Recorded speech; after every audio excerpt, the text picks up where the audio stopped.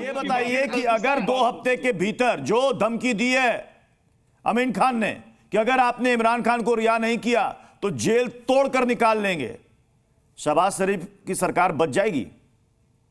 ऐसा कुछ नहीं होने वाला। ना वो मार्च होगा, ना कोई जेल का फाटक टूटेगा और ना ही कोई ऐसा एक्शन होगा। ये एक पॉलिटिकल स्टेटमेंट है जो जलसे में आपके यहाँ भी लोग करते रहते हैं कि हम मुसलमानों को बहरा।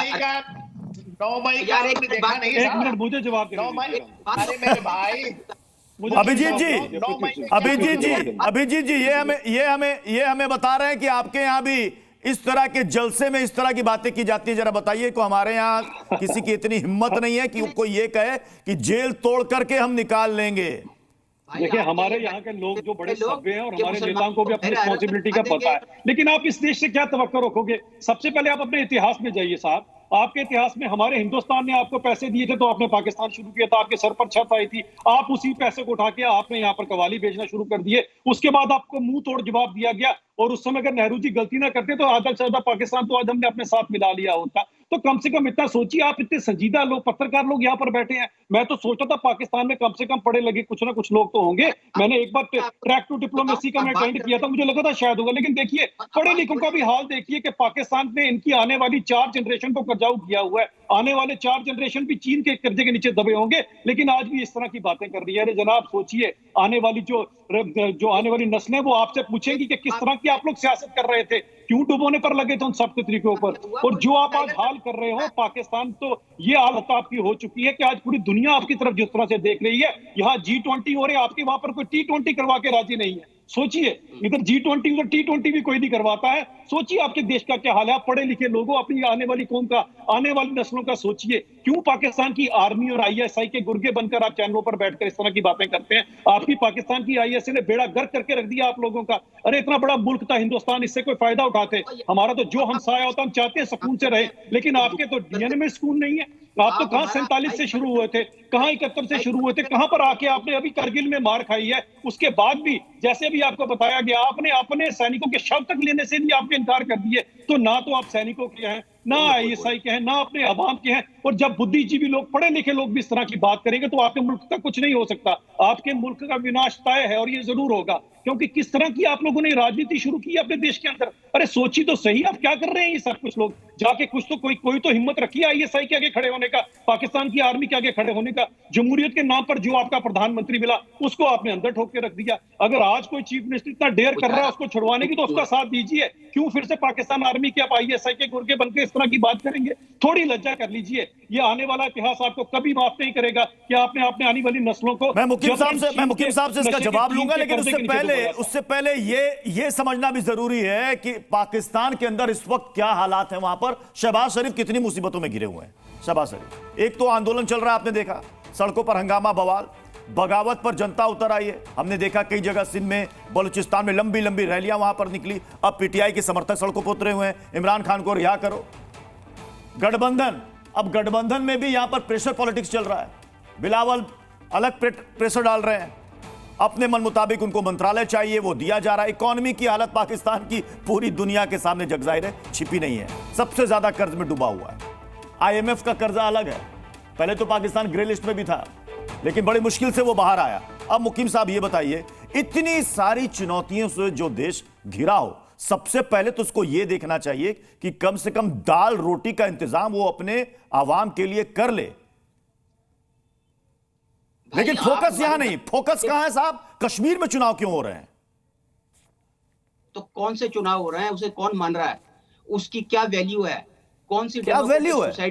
क्या वैल्यू? चूंकि आपके यहां चुनाव की वैल्यू नहीं, इसलिए दूसरों को भी आप यही समझते हैं। आपके लिए चुनाव की कोई वैल्यू नहीं होगी, हमारे यहां बहुत वैल्यू है सब। क्यों? क्योंकि हमारे यहां डेमोक्रेसी है। आपके लिए होगा कि चुनाव की कोई वैल्यू नहीं, हमारे यहाँ है साहब। हमारे यहाँ पर आदमी चुनाव नहीं कराती, हमारे यहाँ है। आप नहीं बिलीव करते होंगे, चुनाव नहीं कराती है। आप नहीं यकीन करते होंगे, हम करते हैं। यार आप भाषण दे रहे हैं, मैं बात तो कर लूं। बोलिए। अब सुनिएगा, अब मुझे इंटरप्ट ना कीजिएगा। ये जितने इंतखाबात आपके यहाँ हुए उनकी क्या वैल्यू थी? सारे CM, आप पार्टी का लीडर कैप्टन अमरिंदर सिंह, किस तरह उसकी जो एफिलिएशन है चेंज करवाई आपने। सारे अपोजिशन के लीडर जो हैं वो जेल में थे, किसी को कैंपेन चलाने नहीं दी। राहुल गांधी के साथ क्या हुआ, वो असेंबली में बोलता था तो उसकी आपने मेंबरशिप खत्म कर दी थी, दिल्ली का बंगला उससे ले लिया। मुकीम साहब, मैं आपको तथ्यात्मक रूप से दुरुस्त कर दूं। केजरीवाल साहब बाहर आए, जेल से बाहर आए, चुनाव प्रचार के लिए उनको अनुमति मिली। ये आपके यहाँ नहीं होता होगा, ये हमारे यहाँ होता है। मेरी इंतजार सुनिए, राहुल गांधी जी को आप रख लीजिए, आपके काम आएगा। जैसे वो बाहर जाके अपने देश के खिलाफ काम करता है, आपके यहाँ पर भी यही हाल है। उनको रख लीजिए आप अपने पास, हम यहाँ से देते हैं आपको राहुल गांधी जी को। प्लीज रखिए अपने पास, आपके देश के लिए परफेक्ट मॉडल। नहीं, बोलिए, अच्छा है, एक्सपोज हो रहे हैं आप, कृपया रख लीजिए। उसके साथ मैंने इनको बोलने दीजिए मुकीम साहब को, एक्सपोज हो रहे हैं, अच्छा लग रहा है।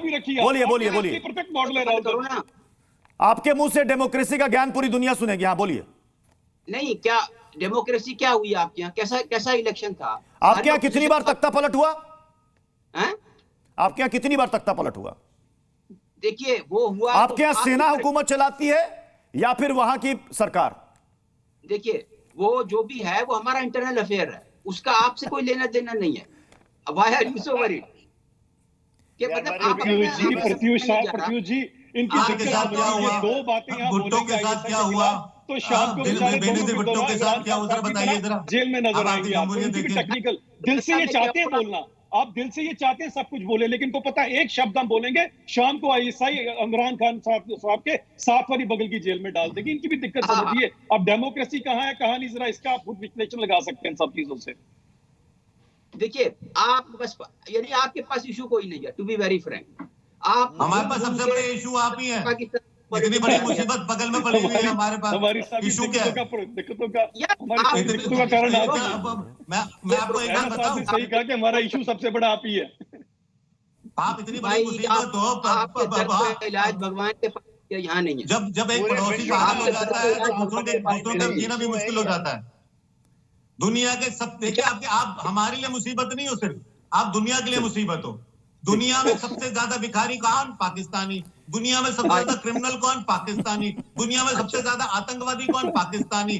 कहीं पे बम पड़ता है उसमें पाकिस्तानी होता है, कहीं पे अमित राणा जी, अब बस भी कीजिए, छोड़ दीजिए अब हमारे पाकिस्तान के हाँ इन मेहमानों को रहने दीजिए। अब इतनी हमसाए थोड़ा बख्श दीजिए। अब इतनी बेइज्जती भी अच्छी नहीं लगती। बहुत बहुत शुक्रिया आप सभी का हमारे साथ जुड़ने के लिए।